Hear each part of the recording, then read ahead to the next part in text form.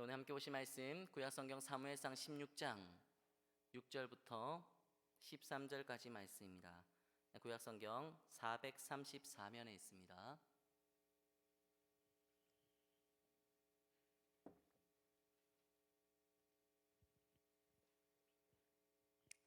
사무엘상 16장 6절부터 13절까지 말씀, 제가 한 절, 여러분 한 절, 우리 번갈아 가면서 교독하도록 하겠습니다. 제가 6절 말씀을 먼저 읽겠습니다. 그들이 오매 사무엘이 엘리압을 보고 마음에 이르기를 여호와의 기름 부으실 자가 과연 주님 앞에 있도다 하였더니, 여호와께서 사무엘에게 이르시되 그의 용모와 키를 보지 말라. 내가 이미 그를 버렸노라. 내가 보는 것은 사람과 같지 아니하니 사람은 외모를 보거니와 나 여호와는 중심을 보느니라 하시더라. 이새가 아비나답을 불러 사무엘 앞에 지나가게 하매 사무엘이 이르되 이도 여호와께서 택하지 아니하셨느니라 하니, 이새가 산마로 지나게 하매 사무엘이 이르되 이도 여호와께서 택하지 아니하셨느니라 하니라. 이새가 그의 아들 일곱을 다 사무엘 앞으로 지나가게 하나 사무엘이 이새에게 이르되 여호와께서 이들을 택하지 아니하셨느니라 하고, 또 사무엘이 이새에게 이르되 내 아들들이 다 여기 있느냐. 이새가 이르되 아직 막내가 남았는데 그는 양을 지키나이다. 사무엘이 이새에게 이르되 사람을 보내어 그를 데려오라. 그가 여기 오기까지는 우리가 식사 자리에 앉지 아니하겠노라. 두 절 말씀 함께 읽겠습니다. 이에 사람을 보내어 그를 데려오매 그의 빛이 붉고 눈이 빼어나고 얼굴이 아름답더라. 여호와께서 이르시되 비가 크니 일어나 기름을 부으라 하시는지라. 사무엘이 기름 뿔병을 가져다가 그의 형제 중에서 그에게 부었더니 그날 이후로 다윗이 여호와의 영에게 크게 감동되니라. 사무엘이 떠나서 라마로 가니라. 아멘. 자격보다 앞서는 은혜라고 하는 제목으로 함께 말씀 나누도록 하겠습니다. 2024년 새로운 한 해가 시작되었습니다. 시작되고도 한 주가 지났죠. 올해를 여러분들과 함께 할 수 있어서 행복합니다. 왜냐하면 우리 가운데 역사하시는 하나님을 여러분들과 함께 경험하고 함께 누리고 또 함께 마주하며 살게 될 것이기 때문입니다. 여러분, 우리는 하나님이 함께 하시고 함께 하시는 그 하나님으로부터 인도받는 믿음의 공동체죠. 그러므로 올 한 해 우리가 계획했던 뭔가를 이루고 성취할 것이다 라고 하는 기대감보다는 하나님이 나를 통해 우리 공동체를 통해 이루시고 성취할 일들이 무엇인지 기대하고 그것을 소망 품고 살아가는 자들이 되셔야 합니다. 우리에게는 수많은 경험과 체험을 통해 알게 된 진리가 있어요. 내 인생은 내가 계획한 대로 열리는 것이 아니라 가장 선하신 하나님의 뜻대로 열려진다고 하는 사실입니다. 우리가 잘 알고 있는 말씀이죠. 잠언 16장 9절 말씀을 우리 같이 한번 읽어보도록 하겠습니다. 함께 읽습니다. 사람이 마음으로 자기의 길을 계획할지라도 그의 걸음을 인도하신 이는 여호와시니라. 여러분, 올 한 해 이 하나님을 깊이 만나실 수 있기를 바랍니다. 그래서 우리와 함께 하시고 인도하시는 이 하나님으로 인해 더 없는 감사와 행복과 기쁨의 고백이 넘쳐나는 복된 2023년 한 해가 될 수 있기를 축복합니다. 자, 오늘부터 여러분들과 함께 이렇게 평생을 함께 하시는 하나님의 인도하심 안에서 살았던 사람 다윗에 대해 살펴보려고 합니다. 우리 중 많은 사람들이 다윗을 위대한 삶, 특별한 인생을 살았던 사람으로 기억하고 있죠. 자, 그래서 다윗을 본받고 싶고 또 다윗을 뒤따라가고 싶고 그리고 다윗을 닮고 싶은 사람이다, 그렇게 생각을 합니다. 그러나 우리가 기억해야 할 사실이 하나 있습니다. 우리가 마주하고 있는 이 성경은 한 개인의 삶을 비화시키고 그의 특별함을 부각시키려고 하는 위인전이 아니다라고 하는 사실입니다. 여러분, 이제 앞으로 저와 함께 다윗에 대해 살펴볼 거예요. 그러나 엄밀하게 말씀드리자면 저와 여러분들이 함께 마주할 대상은 다윗이 아니라 다윗과 함께 하시고 다윗의 삶을 인도하시는 하나님입니다.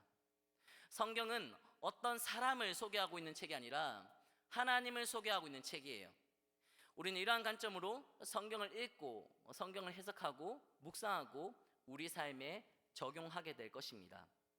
그래서 성경 말씀을 읽고 말씀을 듣고 말씀을 묵상한 후에는 항상 다윗이 아니라 그의 삶을 주관하시고 인도하신 하나님의 뜻과 하나님의 섭리가 선명하게 부각되고 또 드러나야 합니다. 이러한 흐름과 포인트를 기억하시면서 오늘 본문 속으로 들어가 보도록 하겠습니다. 오늘 본문은 하나님이 이스라엘의 왕이었던 사울을 버리시고 그의 뒤를 이어 이스라엘의 두 번째 왕이 될 사람을 선별하는 과정을 우리에게 보여주고 있어요.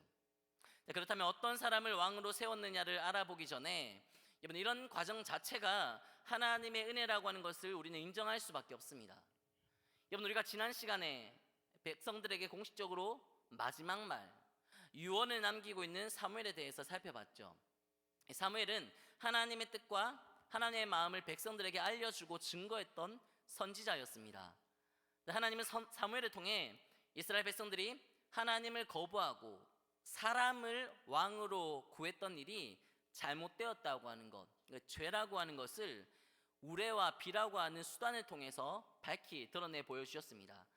그러나 하나님은 이스라엘 백성들을 지극히 사랑하시기 때문에 하나님을 거부하고 왕을 구한 백성들의 죄를 깨닫게 하시면서도 그들이 요청한 대로 왕을 세워주십니다. 그렇게 해서 이스라엘의 첫 번째 왕이 된 사람이 바로 사울이라고 하는 사람입니다. 이 모든 과정은 백성들의 죄와 백성들의 연약함을 능가하는 하나님의 사랑 때문에 가능한 것이었다. 그런 말씀을 여러분들과 함께 나누었었죠. 그런데 오늘 본문의 말씀은 사울의 뒤를 이어 이스라엘의 왕이 될 사람을 뽑는 장면을 기록하고 있습니다. 이 사울의 뒤를 이어서 왕이 될 사람을 뽑은 이유가 뭘까요? 사울이 아파서? 아닙니다. 사울이 죽어서? 그것도 아닙니다. 사울이 하나님의 명령을 어기고 불순종해서 하나님께 버림받았기 때문입니다. 이러한 사울의 실패를 통해 하나님을 거부하고 사람을 세우려고 했던 이 백성들의 생각이 얼마나 어리석은 것인지가 드러나게 되었습니다. 그리고 왕만 있으면 된다고 생각했던 백성들이 얼마나 큰 착각에 빠져 있었는지가 여실하게 드러나게 된 거예요.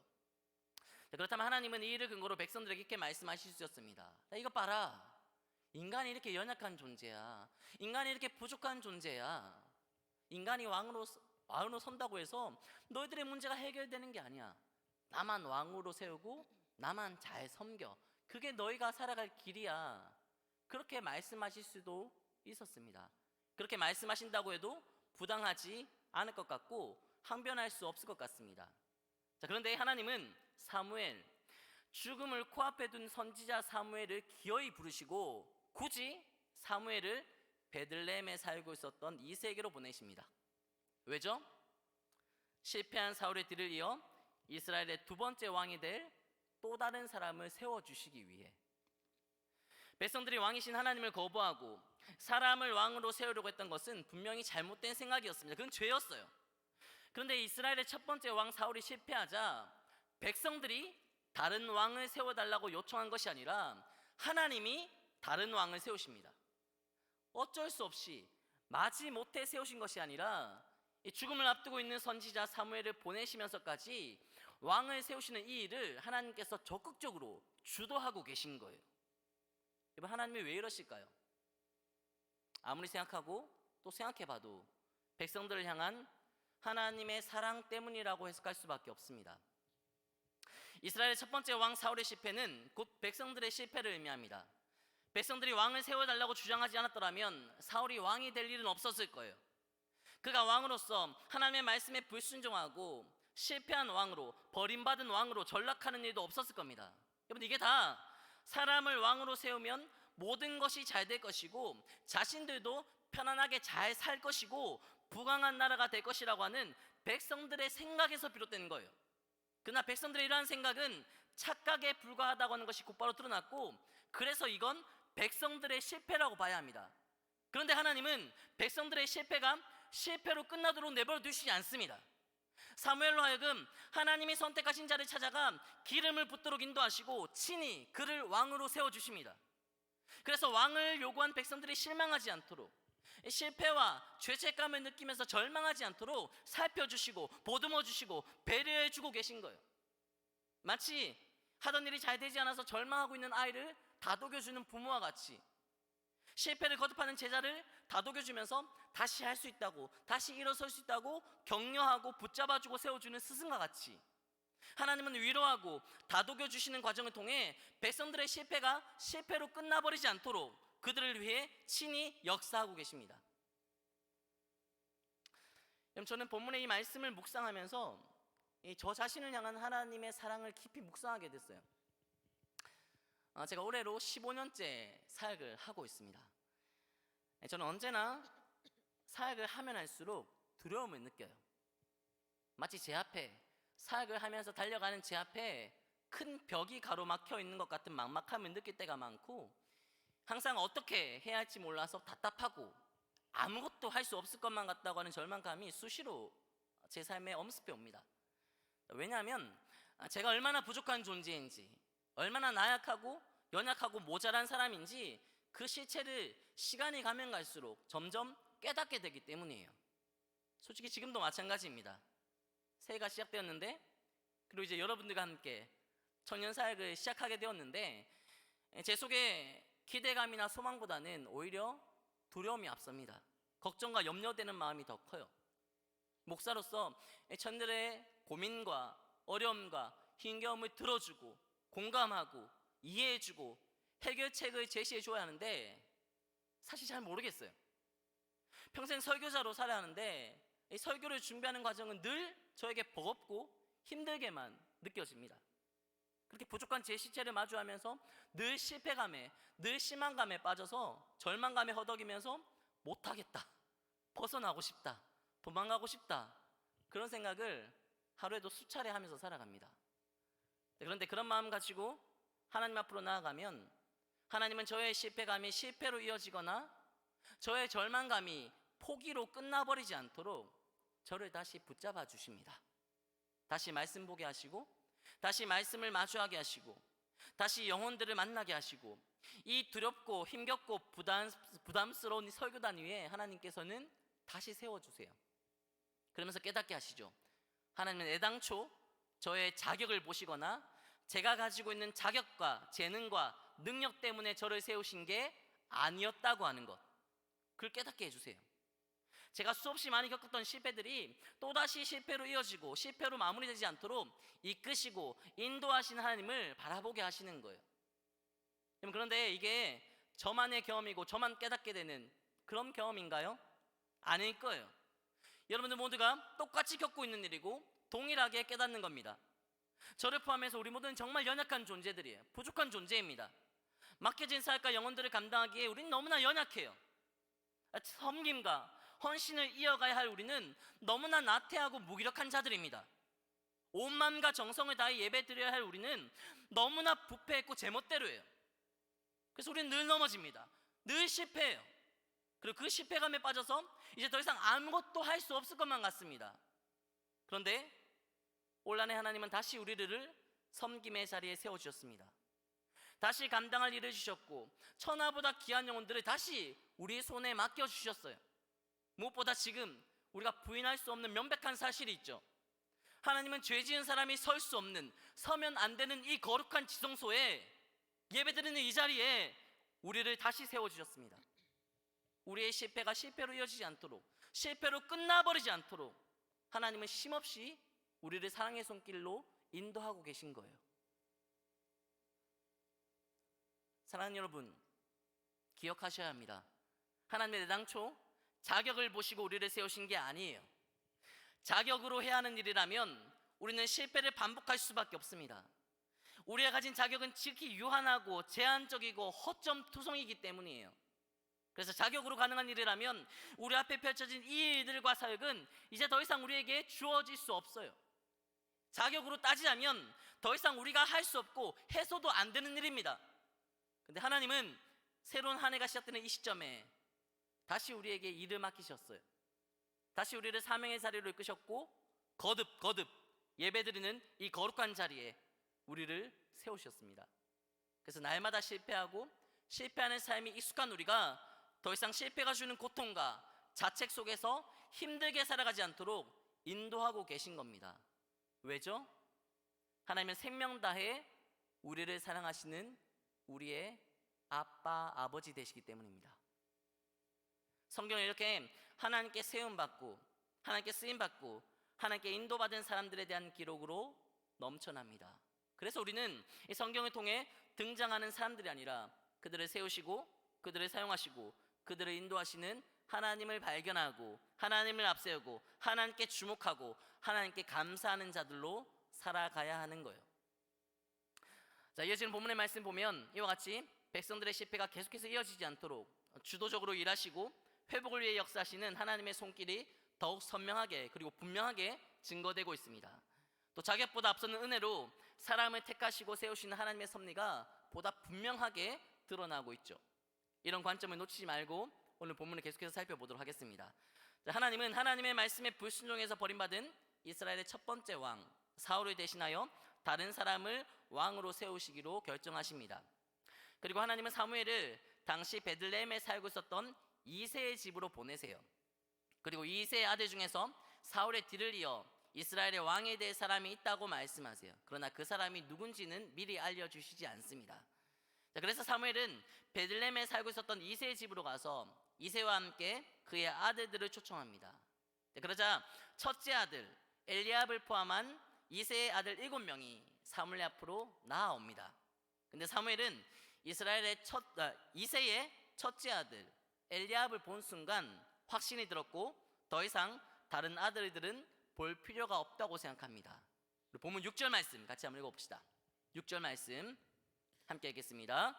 그들이 오매 사무엘이 엘리압을 보고 마음에 이르기를 여호와의 기름 부으실 자가 과연 주님 앞에 있도다 하였더니 사무엘은 이새의 장자였던 엘리압이 기름 부음을 받을 자, 즉 왕이 될 사람이라고 확신합니다. 그 이유가 상세하게 기록되어 있지 않지만 단서가 될 만한 내용이 등장하죠. 사무엘이 엘리압을 보고.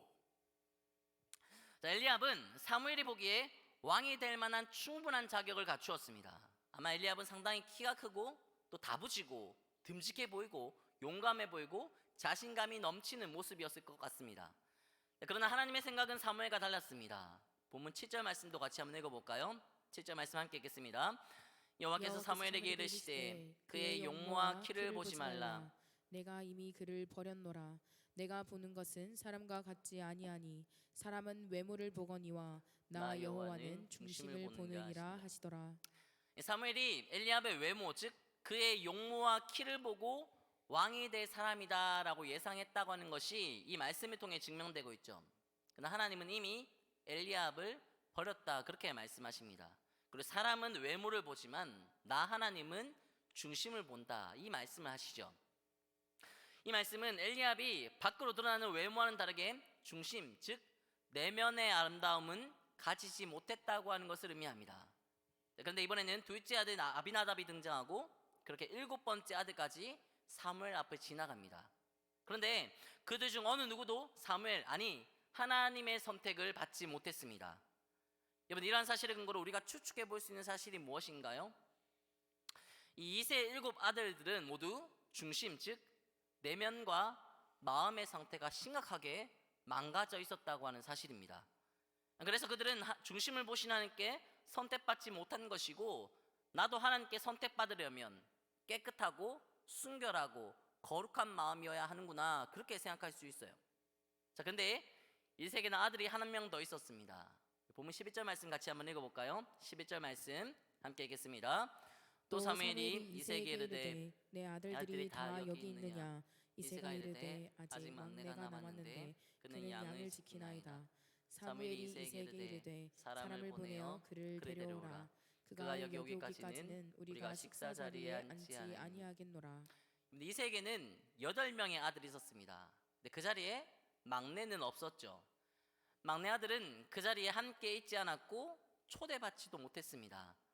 그 막내 아들은 그저 들판에서 양을 지키고 있었죠. 사무엘은 이새의 집에 왔을 때 이새에게 아들들을 다 데리고 오라고 초청했었습니다. 근데 이새는 자신의 7 아들은 불렀지만 이 막내는 부르지 않았어요. 왜 부르지 않았는지는 알 수 없지만 추측은 할 수 있습니다. 이새에게 있어서 이 막내 아들은 그다지 중요하지 않았어요. 하나님의 말씀을 전하는 선지자는 당시 상당한 영향력을 가지고 있었기 때문에 아주 귀중한 손님이었고 그가 와서 이세에게 모든 아들을 초청했음에도 이세에게 막내 아들은 관심 밖이었습니다. 그러나 이제 상황은 그 막내 아들을 데리고 오지 않으면 안 되는 상황이 되어버렸어요. 그래서 이세는 사람을 불러서 막내 아들을 데리고 옵니다. 이 막내 아들이 누굴까요? 본문 12절과 13절 말씀 같이 한번 읽어봅시다. 12절 13절 함께 읽습니다. 시작. 이에 사람을 보내어 그를 데려오매 그의 빛이 붉고 눈이 빼어나고 얼굴이 아름답더라. 여호와께서 이르시되 이가 그니 일어나 기름을 부으라 하시는지라. 사무엘이 기름 뿔병을 가져다가 그의 형제 중에서 그에게 부었더니 이날 이후로 다윗이 여호와의 영에게 크게 감동되니라. 사무엘이 떠나서 라마로 가니라. 이세의 막내 아들 그는 바로 다윗이었습니다. 이세는 다윗을 별로 중요하게 생각하지 않았어요. 그러나 하나님은 이 다윗을 선택하십니다. 여러분, 그렇다면 하나님이 다윗을 선택하신 이유가 뭘까요? 그는 자신의 형들, 선택받지 못했던 7명의 형들과 뭐가 달랐던 걸까요? 여러분, 12절 말씀해 보시면 다윗의 특징적인 모습이 소개되고 있죠. 다윗은 빛이 붉고 눈이 빼어나고 얼굴이 아름다웠습니다. 그래서 선택받았구나 그렇게 생각할 수 있겠지만 이 사건 바로 직전에 하나님께서 하신 말씀과 맞지 않아요. 하나님 이렇게 말씀하셨죠. 내가 보는 것은 사람과 같지 아니하니 사람은 외모를 보거니와 나 여호와는 중심을 보느니라. 다윗은 빛이 붉고 눈이 빼어나고 얼굴이 아름다웠습니다. 그러나 이건 다윗의 외모예요. 중심 내면에 대한 기록도 아닙니다. 그러므로 외모를 보시지 않는 하나님께 다윗은 외모, 즉 빛이 붉고 눈이 빼어나고 얼굴이 아름답기 때문에 선택받았다고 할 수는 없습니다. 그렇다고 해서 다윗의 중심이 내면이 아름답기 때문에 선택받은 것이다 그렇게 말할 수도 없어요. 그런 기록이 없으니까. 자, 그렇다면 다윗은 어떻게 하나님께 선택받았던 걸까요? 질문에 답이 있습니다. 다윗이 하나님께 선택받은 이유, 그것은 하나님이 다윗을 선택하셨기 때문입니다. 하나님이 선택하셨기 때문에 다윗은 선택받았어요. 자, 그러므로 다윗이 왕으로 하나님이 쓰시려고 하는 사람으로 선택받은 비결을 우리는 다윗에게서 찾으면 안 돼요. 다윗이 하나님께 선택받은 것은 다윗에게 그럴 만한 자격이 있어서도 아니고 외모나 내면이 탁월하거나 그가 뭔가 달랐기 때문도 아닙니다. 사실 오늘 본문 말씀은 다윗의 좋은 모습보다는 그의 연약함을 드러내고 있어요. 다윗은 아버지에게 아들로서 인정조차 받지 못한 아들이었습니다. 막내로서 사랑받고 귀히 여김을 받기는커녕 귀한 손님이 오셔서 모든 가족이 다 모인 자리에 그 자리에 초대받지도 못했고 홀로 양떼를 지켜야 했어요. 어느 누구도 다윗을 특별하게 생각하지 않았고 아버지조차 이 다윗을 귀하게 소중하게 여기지 않았어요. 여러분, 자격으로 얘기하자면 다윗은 어떤 말도 할 수 없고 무엇 하나 내세울 게 없는 처지였습니다. 그런데 하나님만은 이 다윗에게 주목하셨어요. 누구 하나 다윗에게 관심을 가져주지 않았지만 하나님 눈에는 다윗밖에 보이지 않았습니다. 그래서 어떠한 자격도 가지지 못했던 다윗이, 그럴 만한 가능성이 전혀 없었던 다윗이, 누구도 예상하지 못했던 다윗이 하나님께 선택받았고 하나님에 의해 왕으로 기름 부음을 받습니다. 그리고 하나님이 하나님의 뜻을 위해 사용하시려고 하는 하나님의 사람으로 쓰임받습니다. 여러분, 우리는 이것을 은혜라고 말합니다. 여러분, 우리가 하나님께 이런 은혜를 받았습니다. 앞서 말씀드린 것 같이 하나님은 실패한 우리를, 실패에 익숙한 우리를 내버려 두지 않으시고 다시 사명의 자리, 예배드리는 자리에 세우셨어요. 우리에게 그럴 만한 자격이 있기 때문이 아니에요. 우리의 내면, 우리의 중심이 하나님 보시기에 깨끗하고 정결하고 진실하기 때문도 아닙니다. 우리가 얼마나 연약하고 얼마나 부패하고 얼마나 거짓된 존재인지 누구보다 우리 자신이 잘 알고 있잖아요. 하나님은 우리에게 자격이 있어서가 아니라 우리에게 자격이 없음에도 우리를 선택하셨습니다. 우리에게 뭔가 내세울 게 있고 자랑할 만한 뭔가가 있어서가 아니라 아무것도 갖추지 못하고 어느 것 하나 드러낼 수 없음에도 우리를 선택해 주셨어요. 이게 하나님께서 우리에게 베풀어 주신 은혜입니다. 우리 모두가 예외 없이 하나님께 이런 은혜를 받았어요. 여러분, 이런 사실을 믿으시나요? 정말 믿는다면, 정말 이러한 은혜 베풀어 주신 하나님의 사랑을 믿는다면 우리는 도무지 자기 자신에게 주목하며 살아갈 수 없습니다. 자신을 드러내기 위해, 부각시키기 위해 애쓰며 살아갈 수 없어요. 오히려 이러한 은혜를 허락하신 하나님께 감사하며 살아갈 거예요. 우리 공동체를 향하신 하나님의 은혜와 하나님의 인도하심을 확신하며 기대감을 가지고 소망이 넘쳐날 거예요. 보잘것없는 나를 선택하시고 아무도 관심 가져주지 않은 나를 사용하시고 어떤 것도 기대할 수 없었던 내 삶을 가능하게 하신 그 하나님으로 말미암은 감사와 간증과 믿음의 고백들이 날마다 우리 삶에 쉼없이 이어질 겁니다. 이번 올 한 해 이런 축복이 저와 여러분들의 삶에 풍성하기를 소망합니다. 그런데 보세요. 우리 삶의 공동체 안에 이런 감사 그리고 기대감과 소망이 있습니까? 있다면 정말 기쁘고 감사한 일이겠죠. 그러나 만약 그렇지 않다면, 우리 삶에 감사가 없고 우리 공동체 안에 기대감과 소망이 없다면 여러분 그 이유가 뭘까요? 감사, 기쁨, 은혜 그런 고백보다 오히려 불평하는 모습만 보이고 원망하는 소리만 들린다면 여러분 그 이유가 뭘까요? 은혜보다 자격을 앞세우기 때문입니다. 은혜를 허락하시는 하나님께 주목하지 않고 자격을 갖추어야 할 사람들에게 집착하기 때문이에요. 은혜로 감사하고 자족하며 살아가는 것이 아니라 자격을 내세우며 서로 비교하고 헛듣고 비방하고 논쟁을 이어가고 있기 때문입니다. 여러분, 그래서 하나님의 은혜에 대한 갈급함과 하나님의 은혜에 대한 감격이 없는 공동체에서 나타나는 가장 특징적인 모습이 뭔지 아세요? 갈등입니다. 분쟁이고 다툼이에요. 왜냐하면 서로가 가진 자격을 가지고 그 자격으로 서로를 평가하기 때문입니다. 자격으로 서로를 판단하고 자격으로 섬김이 가능하다고 주장하기 때문이에요. 그런데 자격을 놓고 봤을 때 완벽한 사람이 있습니까? 온전한 사람이 있나요? 없죠. 아무도 없습니다. 그래서 완벽하지 못한 모습, 완전하지 못한 모습을 근거로 서로를 공격하고 정죄하면서 다툼을 이어가는 겁니다.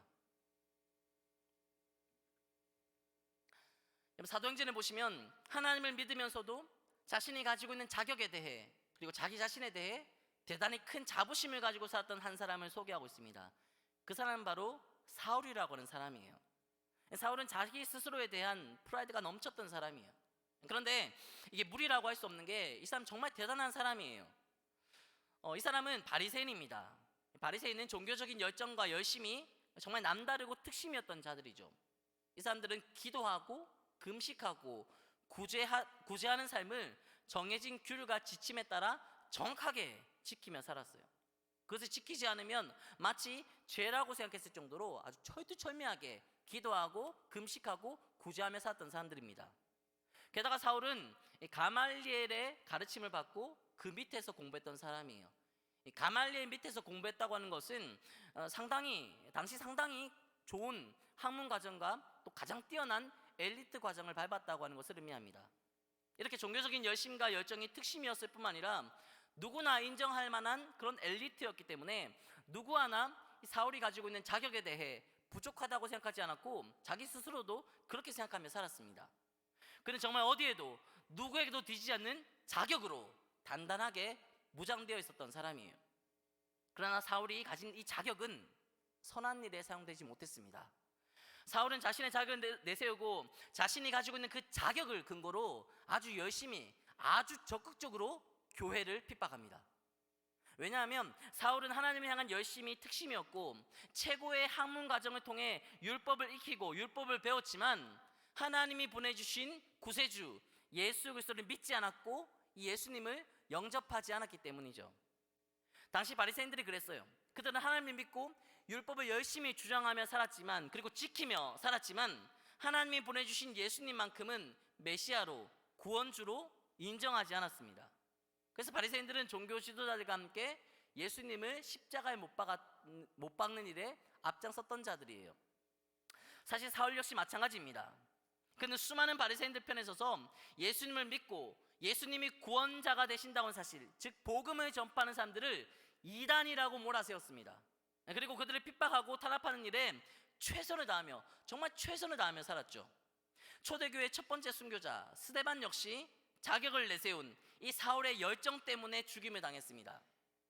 여러분, 교회 안에 트러블 메이커들이 있어요. 여러분, 이 사람들 잘 보세요. 분쟁을 일으키고 다툼을 발생시키는 자들, 그들은 하나님을 믿는다고 말합니다. 실제로 하나님을 섬기는 일에 대한 열정이 있어요. 앞장서서 섬기고 일하고 있는 사람들이 대부분입니다. 자격으로 따지자면 절대로 뒤지지 않는 사람들이죠. 그런데 그들은 예수님을 인격적으로 만난 적이 없어요. 자신을 구원하기 위해 오신 예수님, 오셔서 자신을 위해, 자신을 살리시기 위해 목숨까지도 내어놓으신 그 사랑과 은혜를 고백하고 심지어 찬양도 하지만 그 은혜와 사랑을 마주한 적도 없고 그 은혜와 사랑 앞에 굴복되어 본 적도 없습니다. 죽은 생명을 다시 살리고 변화시키는 복음과 그 복음에 관한 말씀에 귀를 기울이지 않아요. 그래서 사울처럼 하나님을 믿고 하나님에 대한 열심이 특심이라고 하면서도 가는 곳곳마다 다툼을 일으키고 분쟁을 일으키면서 트러블 메이커로 사는 겁니다. 근데 이 사울이 예수님을 만납니다. 자신이 만나고 싶어서 만난 것도 아니고 찾고 싶어서 찾은 것도 아니에요. 예수님이 일방적으로 사울을 찾아와 주셔서 그를 만나 주십니다. 그리고 그가 가진 모든 것들, 그가 자랑스럽게 생각했던 모든 자격들을 비우고 내려놓고 버리게 하세요. 그리고 복음을 핍박했었기 때문에 도무지 복음을 전하지 못할 것 같았던 그가, 복음을 전하면 안 될 것 같았던 그가, 복음을 전할 만한 자격이 전혀 없을 것 같았던 그가 열방을 향해 복음을 증거하는 전도자, 예수 그리스도를 전파하는 선교사로 살아가도록 친히 이끌어 가시고 인도하십니다. 여러분, 이 사람이 바로 사도 바울입니다. 복음을 핍박했던 열심과 열정을 가졌던 사울이 예수님을 만나고 예수님 손에 붙들리게 되자 복음을 증거하는 열심과 열정을 가진 바울로 변화가 된 거예요. 그는 이스라엘을 벗어나 이방인의 땅으로 나아가 죽을 때까지, 순교할 때까지 복음을 증거하며 살았어요. 예수님을 만난 바울은 이제 더 이상 자신이 가진 것들, 자신에게 있는 것들을 드러내면서 살지 않습니다. 자신이 가지고 있는 자격을 내세우지 않고 이 모든 것들을 배설물로 여기겠다고 말합니다. 정말 열심히 열정을 다해 생명 바쳐 복음을 증거하며 살았음에도 불구하고 바울이 이제 더 이상 자기 열심을 드러내지 않고 자신이 집착했던 자격들을 배설물로 여기며 살아갈 수 있었던 비결, 그 비결은 바로 은혜입니다. 고린도전서 15장 10절 말씀 우리 같이 한번 읽어보도록 하겠습니다. 함께 읽습니다. 시작. 그러나 내가 나 된 것은 하나님의 은혜로 된 것이니 내게 주신 그의 은혜가 헛되지 아니하여 내가 모든 사도보다 더 많이 수고하였으나 내가 한 것이 아니요 오직 나와 함께 하신 하나님의 은혜로라. 변화된 바울은 자신이 존재하는 이유를 더 이상 자신 스스로에게서 찾지 않습니다. 정말 최선을 다해 생명 바쳐 복음을 전하며 살았지만 바울은 그 비결을 자신이 가지고 있는 자격 때문이다 그렇게 주장하지 않아요. 열심히 수고하고 다른 모든 사도들보다 더 많이 수고하며 살았지만 바울은 복음을 증거하는 이러한 삶이 오직 하나님의 은혜 때문에 가능한 것이었다 그렇게 고백합니다. 자격을 선택의 기준으로 삼지 않으시고 오히려 자격이 없었던 사울을 선택하시고 품어주시고 사명자로 세우시고 사용하신 하나님의 은혜가 이 사울을 바울로 변화시켜 주시고 그가 전하는 복음을 듣고 받아들이는 자들의 삶까지도 변화시켜 주신 것입니다. 사랑하는 여러분, 기억합시다. 자격보다 반드시 은혜가 앞섭니다. 하나님을 믿는다고 하면서 끊임없이 분쟁과 갈등의 중심에 서 있었지만 전적인 하나님의 은혜로 변화된 바울의 삶이 그랬어요. 또 오늘 본문에서 보는 것과 같이 가장 가까운 가족들에게조차 인정받지 못하고 귀히 여김을 받지 못했지만 하나님께 선택받아 기름 부음을 받은 다윗의 삶이 그랬습니다. 성경에서 하나님께 택함받고 쓰임받은 모든 사람들은 바로 이와 같이 자신이 가지고 있는 자격 때문이 아니라 전적인 하나님의 은혜로 위대한 믿음의 삶을 살아갈 수 있었습니다. 무엇보다 우리의 삶이 이러한 사실을 증명시켜주고 있죠. 늘 죄짓고 늘 실패하고 넘어지는 우리가 거부할 수 없는 하나님의 은혜로 인도받아 오늘도 여전히 예배드리는 이 자리에 설 수 있어요. 자격으로 따지자면 어떠한 자격도 갖추지 못하고 드러낼 수 없는 우리가 예배자로, 임원으로, 목자들로, 섬김이들로 쓰임받고 있어요. 이러한 사실을 믿고 인정하고 기억하며 자신이 가지고 있는 자격보다 하나님의 은혜를 앞세울 때 우리는 보이는 환경과 상황에 갇히지 않고 환경과 상황을 뛰어넘는 믿음과 감사의 고백을 이어가실 수 있습니다. 그리고 자격보다 앞서는 은혜가 우리 공동체 안에 넘쳐날 때 분쟁하고 다투고 갈등하는 모습은 사라지고 나눔과 섬김과 사랑으로 말미암은 배려 그리고 감사와 회복의 모습이 나타날 수 있습니다. 그리고 그렇게 자격보다 은혜를 앞세울 때 우리를 부르시고 인도하시고 사용하시는 하나님이 더욱 선명하고도 분명하게 증거될 수 있고 어떠한 상황 속에서도 흔들리지 않는 요동하거나 넘어지지 않는 단단한 믿음의 공동체, 새벽 있을 공동체가 될 줄 믿습니다. 올 한 해 여러분들 모두가 말씀과 기도드리는 삶, 다시 본질로 돌아가는 이러한 삶을 통해 하나님의 은혜를 깊이 마주하며 살아가시기를 바랍니다. 그래서 여러분들 모두가 자신이 가지고 있는 자격보다 자신을 부르시고 사용하시는 하나님의 은혜를 앞세워 허락하신 자리에서 피스메이커로 쓰임받게 되시기를 바랍니다. 그로 인해 여러분들 삶 속에는 감사의 고백이 끊임없이 이어지시고 우리 새벽에서 공동체 안에는 진정한 예배와 회복의 기쁨 그리고 하나님의 축복이 넘쳐나는 복된 한 해 2023년이 될 수 있기를 이 모든 것이 가능하게 하실 구주 예수 그리스도의 은혜에 의지하여 간절히 소망하고 축복합니다. 이제 함께 찬양하고 결단하며 기도하도록 하겠습니다.